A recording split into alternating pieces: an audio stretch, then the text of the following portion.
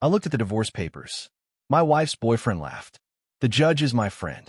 You're leaving with nothing, soldier. My wife smirked. He's too scared to even speak.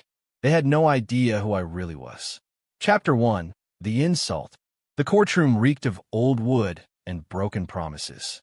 I sat there in my dress blues, not because I had to, but because I needed the reminder. Years of service. Countless missions. Sacrifices that meant nothing now.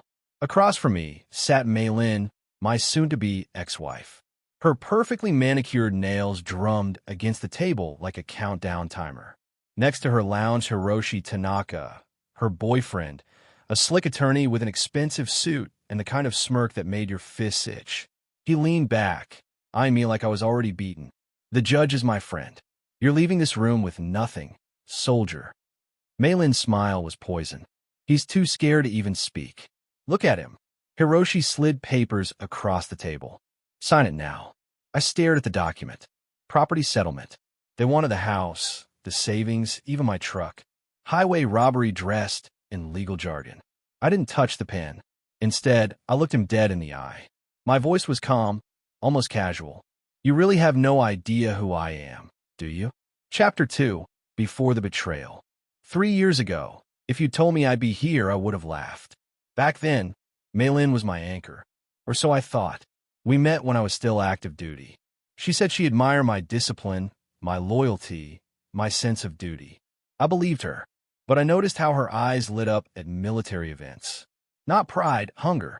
She loved the attention, loved being introduced to powerful people, loved how other wives hung on her every word. When I rotated stateside to a desk job, everything changed. She complained about the hours, the boring life, how I wasn't the man she married anymore. Then came the late-night dinners, phone calls taken in the garage, the sudden obsession with her appearance. I wanted to believe her lies. God, I really did. The truth hit like a sledgehammer. I came home early from a training seminar and found them. Mei Lin and Hiroshi in my living room. Wine glasses on my table. His suit jacket draped over my chair. He didn't even flinch. Just flashed that lawyer smile. Guess you're home early, soldier. Not just betrayal. Mockery. When I learned he was representing her in our divorce and had connections to the judge, I knew this wasn't going to be fair. But I've been in unfair fights before, and I never went in unprepared. Chapter 3. The quiet setup. Back in the courtroom, I didn't touch his pen. I leaned back, letting them think I was scared. My silence was deliberate. For 3 months, I've been building my case.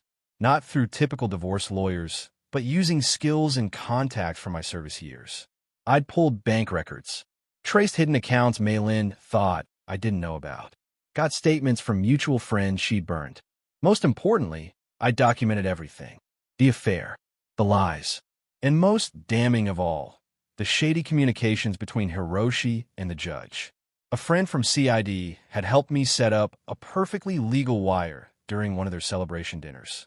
Their arrogance was astounding. They'd openly joked about burying the soldier and how the judge will sign whatever we put in front of him.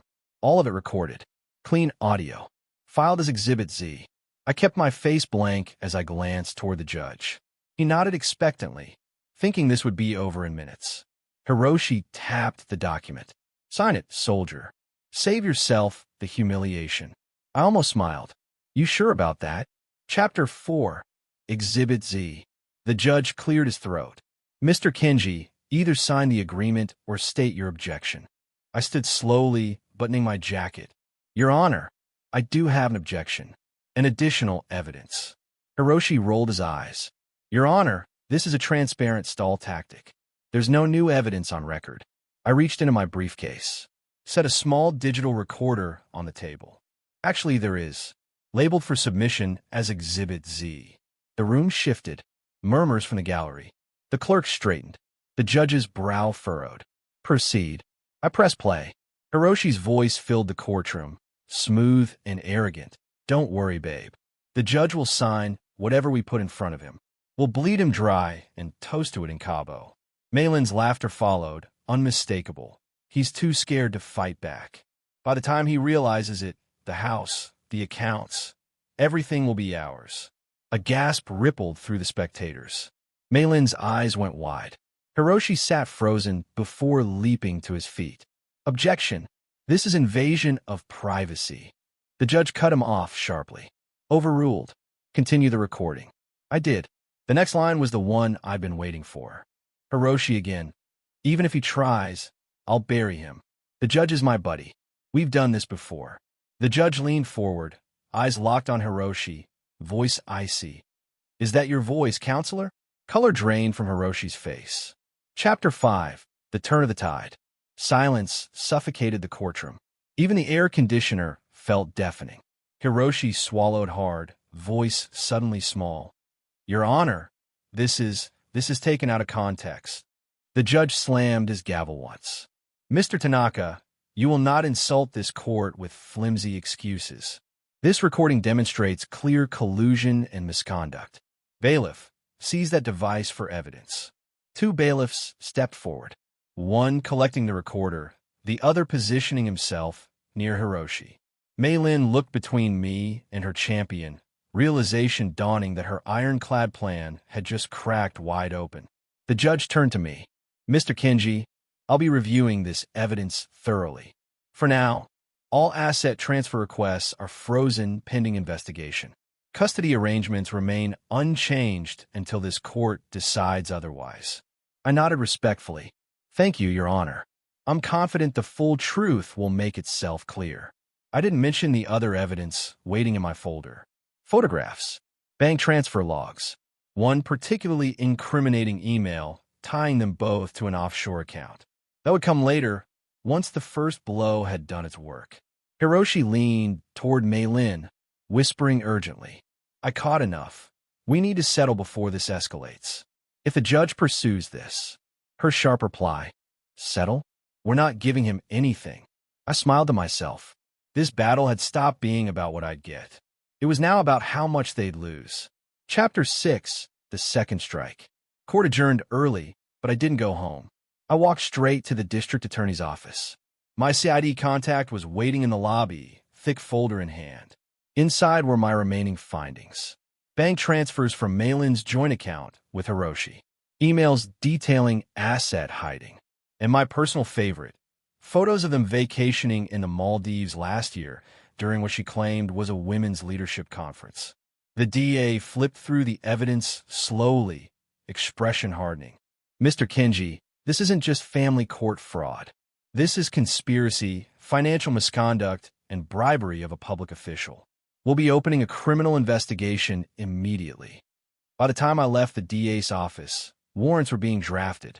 The following week, I walked into court again. The atmosphere was different now. Tense. Charged. Hiroshi wouldn't meet my eyes. 2 men in dark suits stood near the back. Internal affairs. The judge took his seat, shuffled papers, then looked up at the gallery. Before we proceed, this court has been made aware of ongoing criminal inquiries involving parties present. As such, all divorce proceedings are suspended pending investigation outcome. Furthermore, he looked straight at Hiroshi. Mr. Tanaka, you are hereby removed from this case. Bailiff, please escort Mr. Tanaka to the side chamber for questioning. Mei-Lin's gasp was theatrical. She reached for him, but he didn't even glance back. I leaned toward her, just enough so she could hear. You told me I had no choice. You were right. I didn't. I had to destroy you. Her face went pale. She knew this wasn't over. It was only getting worse. Chapter 7. Total Collapse. 3 weeks later, the story broke. Local news headline. Prominent attorney and lover accused of bribing judge, defrauding veteran in divorce case. It spread like wildfire. By day 2, national outlets were replaying audio snippets. Her laugh, his smug promises. Over and over, my phone buzzed nonstop with messages from people I hadn't heard from in years. Most were congratulations. Some were apologies for ever doubting me. Mei-Lin's world, however, was crumbling. Hiroshi was disbarred within a month and faced up to 12 years in prison. The judge, his buddy, was suspended pending ethics violations and possible bribery charges. And Mei-Lin? She was charged as co-conspirator. The DA froze her accounts, repossessed her luxury car, seized the condo she'd bought with my money. Her family, once smug and vocal, went silent. I heard whispers they'd mortgage their own home to cover her mounting legal fees.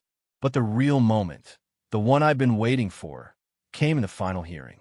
The new judge looked over the case file, then directly at me. Mr. Kenji, in light of overwhelming evidence of misconduct, you are granted full custody of your children, sole ownership of all disputed assets, and immediate dissolution of marriage. Mrs. Kenji is ordered to pay restitution once legally able. Her hands shook as the gavel fell. I stood, buttoned my jacket, and said quietly as I passed her, "No other choice, remember?" I walked out of that courtroom free. My kids waited outside with my father, smiling for the first time in months. Epilogue, the final blow. 2 months later, an envelope arrived. Malin's handwriting, shaky and desperate. Inside was a single page. "I can't find work. I can't pay rent.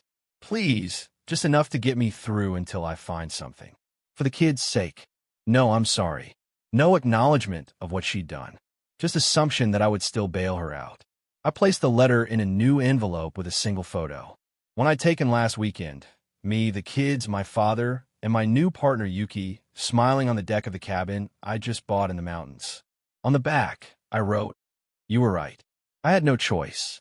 I chose to live well without you." 2 weeks later, a mutual friend told me she'd been evicted. She was staying in a rundown motel, sharing a room with strangers, living off whatever cash she could make.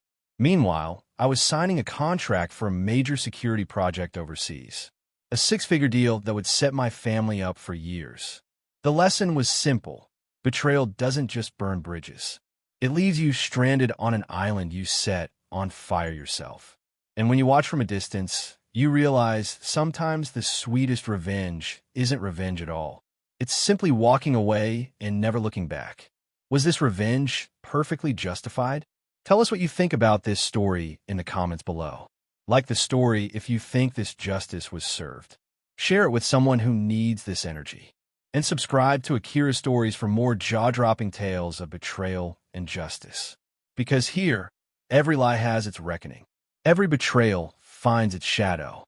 Stay sharp, stay strong, stay tuned.